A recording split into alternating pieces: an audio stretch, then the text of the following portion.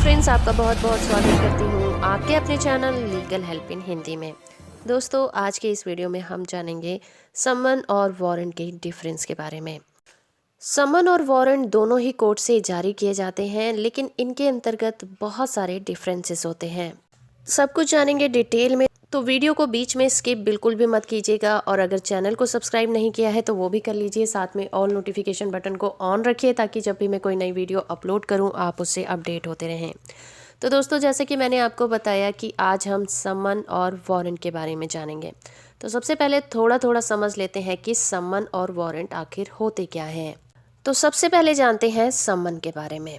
हम ये कह सकते हैं कि न्याय पाने के लिए ये बहुत ज़रूरी सिद्धांत होता है कि कोर्ट को जब भी किसी के लिए न्याय प्रदान करना है या किसी भी केस में निर्णय सुनाना है, तो कोर्ट का ये सबसे पहले कर्तव्य होता है कि वो दोनों पार्टीज को सुने, उनकी गवाही को जज करे, उसके बाद ही अपने निर्णय पर पहुंचे। या फिर आप यूं भी कह सकते हैं कि किसी भी मामले की सुनवाई के दौरान उसमें पक्षकारों और उनके द्वारा प्रस्तुत किए गए एविडेंस का कोर्ट में उपस्थित होना बहुत ज़रूरी होता है। और अगर इस तरह से व्यक्ति कोर्ट में अपनी मर्जी से उपस्थित नहीं होते, तो कोर्ट ऐसे व्यक्तियों की उपस्थिति को बाधित करने के लिए जिन साधनों का उपयोग करती है उसे सम्मन या फिर वारंट कहा जाता है। एक सम्मन के लिए कुछ बातों का होना जरूरी होता है, जैसे कि सम्मन हमेशा लिखित होना चाहिए। इसमें प्रिंटिंग, लिथोग्राफी और फोटोग्राफी तथा शब्दों को दृश्यमान रूप से प्रस्तुत करने के लिए सभी तरीके सम्मिलित किए जाते हैं।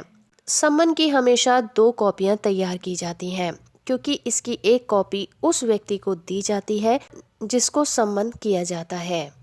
एक सम्मन के ऊपर पीठासीन अधिकारी के हस्ताक्षर होते हैं और एक सम्मन के ऊपर कोर्ट की मुहर जरूर लगी होनी चाहिए। इसके अलावा सम्मन के अंदर उस स्थान का उल्लेख होना जरूरी होता है जहां पर सम्मन किए गए व्यक्ति को उपस्थित होना है। जगह के साथ ही उसमें समय और तिथि भी जरूर लिखी होनी चाहिए।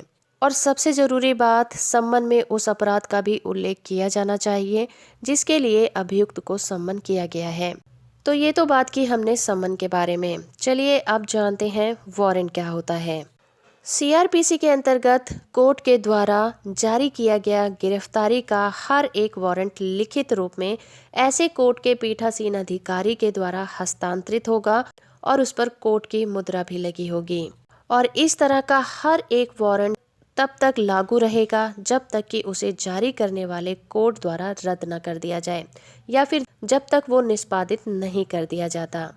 सीआरपीसी की धारा 41 के उपबंधों के कुछ अपवादों को छोड़कर ये एक सामान्य नियम है कि किसी भी व्यक्ति को वारंट के बिना गिरफ्तार नहीं किया जा सकता। इसलिए जब कोई व्यक्ति किसी व्यक्ति को वारंट पर गिरफ्तार करता है तो उसके पास उस व्यक्ति को गिरफ्तार करने का वारंट जरूर होना चाहिए। गिरफ्तारी का वारंट एक ऐसा आदेश होता है जो किसी व्यक्ति को गिरफ्तार करने के लिए कोर्ट के द्वारा जारी किया जाता है। वारंट जारी करते समय कोर्ट बड़ी ही सावधानी बरतता है, क्योंकि गिरफ्तारी का वारंट किसी व्यक्ति की गिरफ्तारी के द्वारा उसकी व्यक्तिगत स्वतंत्रता को समाप्त कर देता है, यानी कि उस पर रोक लगा देता है।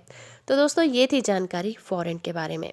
तो चलिए अब जानते हैं सम्मन और वारंट के डिफरेंस के बारे में। जो भी सम्मन मामले होते हैं उसमें 2 साल तक के कारावास का दंड का प्रोविजन किया जा सकता है। इसके अपोजिट वारंट मामलों में मृत्यु, आजीवन कारावास और 2 साल से ज्यादा अवधि के लिए कारावास का दंड दिया जा सकता है। सम्मन मामलों में अभियुक्त को दोष सिद्ध करने के लिए या फिर दोष मुक्त करने के लिए एक लंबी प्रक्रिया को अपनाया जाता है, लेकिन वारंट मामलों में लंबी प्रक्रिया का अनुसरण नहीं किया जाता।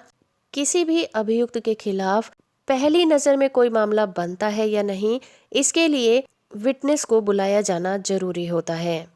सम्मन मामलों में शुरुआत अभियुक्त के कथन को लिपिबद्ध करने से किया जाता है और उसके द्वारा कथन से इनकार करने पर अभियोजन पक्ष से एविडेंस लिए जाते हैं। इसके अलावा वारंट मामलों की शुरुआत अभियोजन के एविडेंस से शुरू होता है। इसके बाद अभियुक्त की गवाही को लिपिबद्ध किया जाता है। सम्मन मामलों में औपचारिक आरोपों को विचार किए जाने की जरूरत नहीं होती, लेकिन वारंट मामलों में औपचारिक आरोप का विचारण करना जरूरी होता है।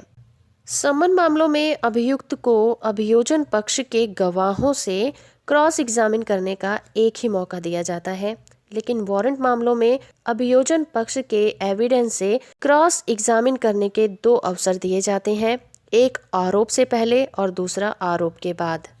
समन मामलों में जो परिवादी यानी कि जो शिकायत करता होता है वो कोर्ट की अनुमति लेकर शिकायत को वापस ले सकता है। ऐसी कंडीशन में अभियुक्त को दोष मुक्त कर दिया जाता है, लेकिन वारंट मामलों में शिकायत को वापस लेने की अनुमति नहीं दी जाती।